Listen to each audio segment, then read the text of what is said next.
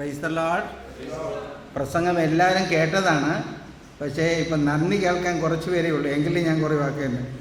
ഞാൻ സാറിൻ്റെ catechism of the Catholic church CCC നമ്മുടെ ജമ്മ ഹൗസിൽ വെച്ച് ക്ലാസ്, ഒരു വർഷത്തെ ക്ലാസ്സാണ്.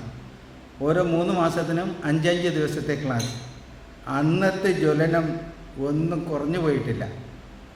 അന്ന് സങ്കീർത്തനത്തിലെ വരികൾ 19-ാം സങ്കീർത്തനം 1, 2, 3 വചനങ്ങൾ ഇങ്ങനെ പാടി, ഭാഷണമില്ല, ശബ്ദം പോലുമില്ല, എങ്കിലും ഭൂമിയുടെ അറുതി വരെ കർത്താവിൻ്റെ ഈ മഹത്വം പ്രഘോഷിക്കപ്പെടുന്നു.